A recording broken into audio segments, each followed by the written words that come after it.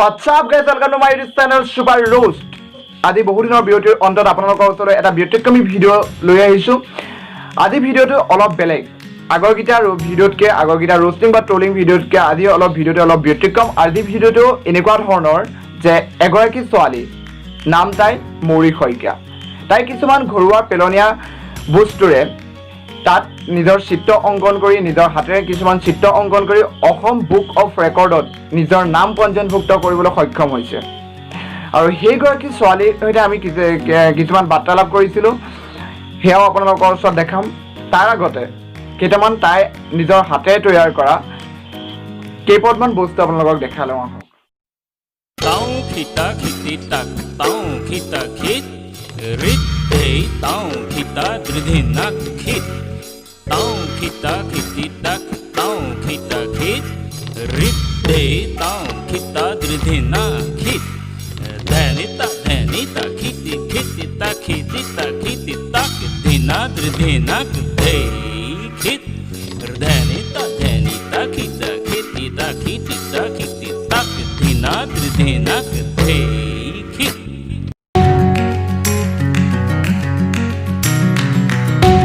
দেখিলে আপোনালোকে সঁচাকৈ অতি সুন্দৰ পদক্ষেপ, সঁচাকৈ অতি প্ৰশংসনীয় হয়। তাই যি অংকন কৰিছে বহুত মোহনীয় হয়। আহক আমি তাইৰ লগত বাৰ্তালাপ কৰোঁ। প্ৰথমতে তোমাক আমাৰ ছুপাৰ ৰোষ্টৰ ইউটিউব চেনেললৈ তোমাক স্বাগতম জনাইছোঁ। মানে পোনপ্ৰথমে তোমাক এটাই আমি অভিনন্দন জ্ঞাপন কৰিম যে তুমি যোৰহাট জিলাৰ কাকজা নামৰ এখন সৰু অঞ্চললৈ যি গৌৰৱ কঢ়িয়াই আনিলা, সেয়া তাক লৈ আমি বহুত আনন্দিত। আৰু এই বিষয়ত মানে তোমাৰ অন্য কথা একো নাই। এই যোনটো তোমাৰ যি প্ৰতিভা, যেনেকৈ তুমি এতিয়া গুপ্ত প্ৰতিভা আছিলে, তাৰপিছত এতিয়া যেনেকৈ বিকাশ হ'ল, সেই প্ৰতিভা তোমাৰ প্ৰথম সাধনাটো তোমাৰ মনলৈ কেনেকৈ আহিলে? যিহেতু গ্লাছ পেইণ্টিং কৰে চবেই আৰু গ্লাছত অংকন কৰে, সেয়ে যিহেতু বাল্ব বা তেনেকুৱা জাতীয় বস্তুবোৰ গ্লাছেৰে নিৰ্মিত, আৰু সেইকাৰণে মই তাত অংকন কৰি চাইছিলোঁ। আৰু দ্বিতীয়তে আৰু মই চাউলত এটা পতাকা অংকন কৰিছিলোঁ এখন, আৰু লগতে টেবলেট আমি যিহেতু এইবোৰ এনেই বৈ থাকে কিছুমান এক্সপায়াৰ ডেট গ'লে, তাতো মই ছবি আঁকিছিলোঁ। প্ৰথম তুমি প্ৰথম কেতিয়া আৰম্ভ কৰিছিলা? প্ৰথম মই আৰ্ট ক্লাছ 3 পৰাই শিকিছিলোঁ, 10 বছৰ শিকিলোঁ। তাৰপিছত এয়া প্ৰেক্টিছ কৰি এনে ঘৰতে, এতিয়া লকডাউনৰ বাবে ঘৰতে আঁকি আছোঁ। বাকী তোমাৰ এই যোনখিনি কাৰিকৰী প্ৰযুক্তি বা যোনখিনি বস্তু লাগে, সেইখিনি তুমি কেনেকৈ মানে গোটোৱা বা আয়ত্ব কৰা? মোৰ ঘৰত থকা বস্তু যদি পেলাই দিওঁ, বাল্বটো ফিউজ গ'লে যিহেতু মানুহে পেলাই দিয়ে বা এনেই অদৰকাৰীকৈ অপ্ৰয়োজনীয় বস্তু হিচাপে ৰাখে, সেয়ে মই ভাবিলোঁ এইবোৰ ব্যৱহাৰো কৰিব পাৰি, এনেই সজাই ৰাখিবও পাৰি, সেয়ে এনেকৈ ব্যৱহাৰ কৰোঁ। তুমি কি অংকন কৰিছা এতিয়ালৈকে?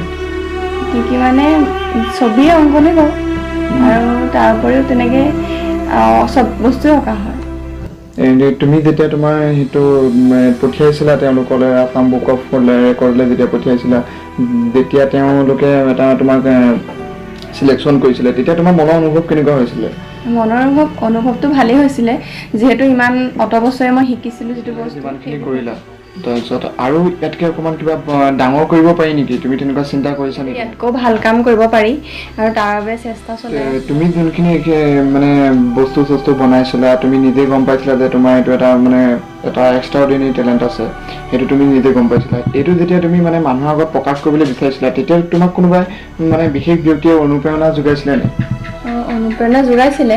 বিশেষকৈ মোৰ বিষয়টো আছিলে সংস্কৃতিৰ লগতে জড়িত। সকলোৱে কৈছে ভাল হৈছে বিষয়টো, আৰু তেনেকুৱা এটা বিষয় ল'লে ভাল, বা আমাৰ সংস্কৃতিটো য'ত নিহিত হৈ আছে। এতিয়া মই দেখুওৱা বস্তুসমূহৰ ভিতৰত খোল, পেঁপা, ঢোল আৰু দবা, সেইসমূহে আছিলে। সেই ক্ষেত্ৰত সহায় কৰিছিলে। তোমাৰ নিচিনাতো বহুত ল'ৰা ছোৱালী আছে যে নিজৰ সেইখিনি মানে কিছুমান মানে হবি থাকে, এইখিনি ভাল পায়, ভাল মানে এনেকুৱাকৈ পাই যায়গৈ, মানে সেইটো এটা মানে বেলেগ এটা বস্তু সৃষ্টি হৈ থাকে। যেনেকৈ তুমি নিজৰ ভাল পোৱাখিনিৰ পৰা এনেকুৱা এটা সৃষ্টি কৰিলে যিটো মানে আমাৰ আসাম বুক অফ ৰেকৰ্ডত নাম ৰাখিব পৰা হৈ গ'লগৈ। তেনেকৈতো বহুত ল'ৰা ছোৱালী আছে। সেই ল'ৰা ছোৱালীখিনিক সেই মানে যোনখিনি বেকৱাৰ্ড ঠাইত থাকে, তেওঁলোকক উলিয়াই আনিবৰ কাৰণে বা তেওঁলোকক সাহস প্ৰদান কৰিবৰ কাৰণে তুমি কিবা ক'ব বিচাৰানে? সেইসকল ল'ৰা ছোৱালীও নিজৰ চেষ্টা যদি সদায় অব্যাহত ৰাখে, নিশ্চয় সফল হ'ব এদিন।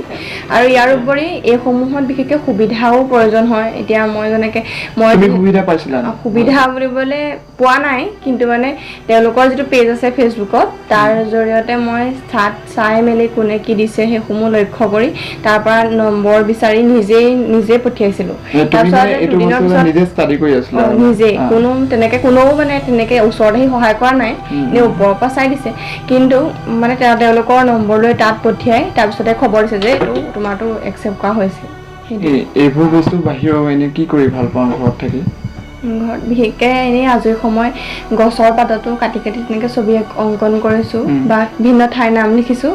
ইয়াৰ উপৰিও মই আনকো পঢ়ায়ো ভাল পাওঁ আৰু গানো ভাল পাওঁ। এনেকুৱা নহয় নি যাতে মানে এনেকুৱা হৈছে বুলি মানে অনুভৱো হয় যে এতিয়া লকডাউন চলি আছে, তেতিয়া লকডাউনৰ মানুহেতো একো কাম চাম কৰিবলৈ মানে পঢ়া শুনাও তেনেকে হোৱা নাই, গতিকে তুমি লকডাউনৰ মানে সুবিধা লৈ পেলাই যে কি ঘৰতে এনেই বহি আছা, গতিকে এইটো বস্তুৰ ওপৰত বেছি ইণ্টাৰেষ্ট দিলা নি? মানে এইটো বিষয়ৰ ওপৰতে নহয়, যিহেতু মই সদায় ৰাতিপুৱা আৰু আবেলি সময়ত ওচৰে প্ৰায় 12টামান ল'ৰা ছোৱালীক পঢ়াওঁ, তাৰ মাজতে যিখিনি সময় পাওঁ সেইখিনিয়ে মই তেনেকৈ ব্যৱহাৰ কৰিছোঁ। আচ্ছা, আশা কৰোঁ আপোনালোকৰ চাগে সকলোৰে ভাল লাগিছে। যদি ভিডিঅ'টো চাই আপোনালোকে ভাল পালে লাইক কৰিব, কমেণ্ট কৰিব, ছাবস্ক্ৰাইব কৰিব আৰু এনেকৈ কিছুমান গুপ্ত প্ৰতিভা বিকাশ কৰাত মোক সহায় কৰিব বুলি আশাবাদী। আৰু আপোনালোকৰ মৰম আশীৰ্বাদ মোৰ কমেণ্ট, লাইক আৰু ছাবস্ক্ৰাইবত আহিব বুলি মই আশা কৰোঁ। আৰু এনেকৈ যে সদায় মই আপোনালোকৰ ওচৰত এনেকুৱা কিছুমান ব্যতিক্ৰমী ভিডিঅ' আনিব পাৰোঁ, ৰোষ্টিং বা ট্ৰলিং কৰা। আজিকালিতো ৰোষ্টিং ট্ৰলিংটো বহুতেই কৰি থাকে, কিন্তু এনেকুৱা কিছুমান সোমাই থকা প্ৰতিভাক বিকাশ কৰাত হয়তো বহুত কমেই ওলাই আহে। মই তাৰ এটা ক্ষুদ্ৰ প্ৰয়াস কৰিছোঁ আৰু এনেকৈ আগবাঢ়ি যাবলৈ আপোনালোকৰ আশীৰ্বাদ লাগিব, মৰম লাগিব। শেষত আকৌ লগ পোৱাৰ প্ৰতিশ্ৰুতিৰে